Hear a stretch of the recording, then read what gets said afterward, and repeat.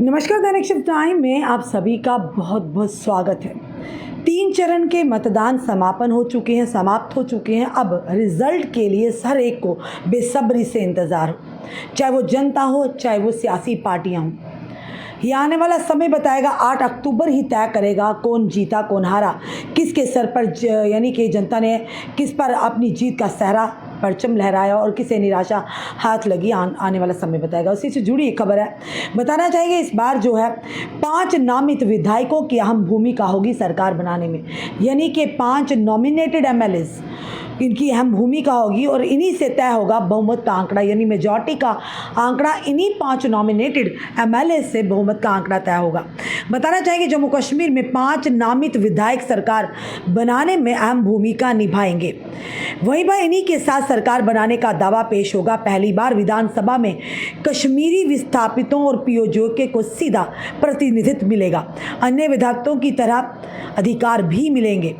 जम्मू कश्मीर में 10 साल बाद बनने जा रही है सरकार में पहली बार 5 नामित विधायक अहम भूमिका निभाएंगे, यानी 5 नॉमिनेटेड एमएलए जो होंगे सरकार बनाने में, इनकी बड़ी ही अहम भूमिका होगी। इन्हीं विधायकों सरकार बनाने का दावा पेश किया जाएगा। इन विधायकों को सामान्य विधायकों की तरह भी सभी अधिकार मिलेंगे। विधानसभा में नामित 3 विधायकों में 2 कश्मीरी विस्थापित, 1 महिला व 1 पुरुष और 1 पीओजे के पाक अधिकृत कश्मीरी विस्थापित को सीधा प्रतिनिधित्व मिलेगा। इससे पहले ही व्यवस्था में 2 नामित महिला सदस्य भी शामिल हैं। इस बार की विधानसभा में सामान्य 90 विधायकों के अलावा 5 नॉमिनेटेड एमएलए के साथ आंकड़ा 95 पहुंचेगा, जिससे सरकार बनाने के लिए 48 से 50 यानी 50% का आंकड़ा जरूरी होगा। गृह मंत्रालय से सलाह पर 5 विधायकों को उपराज्यपाल मनोज सिन्हा नामित करेंगे। साथ ही बताना चाहेंगे कि सूत्रों के आधार पर बताएंगे पौंडीचेरी की तर्ज पर यह व्यवस्था की गई है। हालांकि वहां 4 नामित विधायक हैं। जम्मू कश्मीर में एमएलसी का प्रावधान खत्म होने के बाद ये नई व्यवस्था लाई गई है। सूत्रों के अनुसार 8 अक्टूबर को मतगणना के साथ ही 5 विधायकों को नामित किया जाएगा, यानी नॉमिनेट किया जाएगा। 15 अक्टूबर तक सरकार बनाई जा सकती है, ये सूत्रों के आधार पर जो हम तक जानकारी पहुंची है। लंबे समय से विधानसभा में कश्मीरी विस्थापितों और पीओजे को प्रतिनिधित्व देने की मांग की जा रही थी। इसमें 2 महिला सदस्यों को नामित करने का प्रावधान पहले से ही था, जिसमें 3 नए सदस्यों को जोड़ा गया है।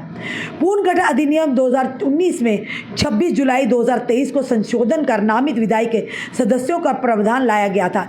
इसमें शर्त थी कि नामित सदस्यों का 1990 के बाद कश्मीर से विस्थापन होना चाहिए और वह पंजीकृत होना चाहिए, यानी रजिस्टर्ड होना चाहिए। इसी तरह पीओजे में भी 1947, 48 और 1965 और 1971 के विस्थापित सदस्यों को नामित किया जा सकता है, यानी उन्हीं में से नॉमिनेट किया जाएगा। नामित विधायकों के लिए जोड़तोड़ शुरू। सूत्रों ने अनुसार 3 नए नामित विधायकों के लिए जोड़तोड़ शुरू हो गया है। इसमें यानी कि दावेदार सदस्य शीर्ष नेतृत्व से लेकर दिल्ली तक संपर्क साध रहे हैं। भाजपा के बीच में कई पुराने चेहरे भी इस दौड़ में है। इसी तरह पीओजे के से भी कई बड़े नेता दावेदारी भी जता रहे हैं। कश्मीरी विस्थापितों के मामले में प्राथमिकता पर हल होंगे और रैना पूर्व एमएलसी कश्मीरी विस्थापित व भाजपा के प्रवक्ता गिरधारी लाल रैना का कहना है कि जम्मू कश्मीर की विधानसभा में पहली बार 2 कश्मीरी विस्थापित विधायकों को नामित किया जाने से उनके यानी के मसले प्राथमिकता पर हल होंगे। विधानसभा में सीधी उनकी आवाज़ पहुंच सकेगी। 1990 में कश्मीर से करीब 65,000 कश्मीरी पंडित परिवारों का पलायन हुआ था। चुनाव नतीजे घोषित होने के साथ ही नामांकन प्रक्रिया शुरू होगी। 5 जो नॉमिनेटेड यानी कि एमएलएज होंगे, उनकी नॉमिनेशन की प्रक्रिया भी शुरू होगी।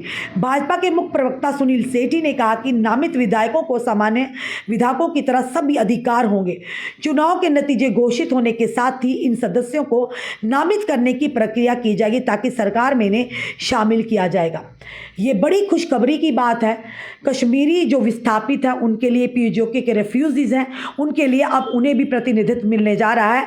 और बताना चाहेंगे कि इस बार जो विधानसभा में अगर बात करें, सामान्य जो 90 विधायकों के अलावा 5 जो हैं वो नॉमिनेटेड एमएलएज भी होंगे। कुल आंकड़ा अब बताना चाहेंगे तो वो हो गया 95 का। तो अगर बात करें 50% की 48 जो है वो बहुमत यानी मेजॉरिटी होगी, जिसके पास 48 का जो आंकड़ा होगा वो होगा मेजॉरिटी का। चलिए ये फिलहाल आने वाला समय बताएगा, पर ये ज़रूर कहेंगे कि कश्मीरी जो विस्थापित हैं उनके लिए और साथ ही साथ अगर पीओके के रेफ्यूजी से जो लंबे समय से उनकी मांग थी, अब उनको हिस्सेदारी मिलेगी इस चुनाव में, सरकार बनाने के चुनाव के रिजल्ट आएंगे उसके साथ चुनाव बनाने में। और साथ ही साथ 5 जो नॉमिनेटेड एमएलए होंगे जिसमें 2 महिलाएं भी होंगी। ये सूत्रों के आधार पर हम तक खबर पहुंची है। फिलहाल 8 तारीख का बेसब्री से आप सभी को इंतज़ार होगा, क्योंकि जम्मू कश्मीर को मिलने जा रही है अपनी चुनिंदा सरकार। अब देखना, ये देखने वाली खबर ये होगी कि सीएम कौन होगा। एक तरफ भारतीय जनता पार्टी ये दावे कर रही है कि जम्मू कश्मीर में डोगरा सीएम होगा, यानी भाजपा का, ये कहा जा रहा था कि भाजपा का सीएम होगा।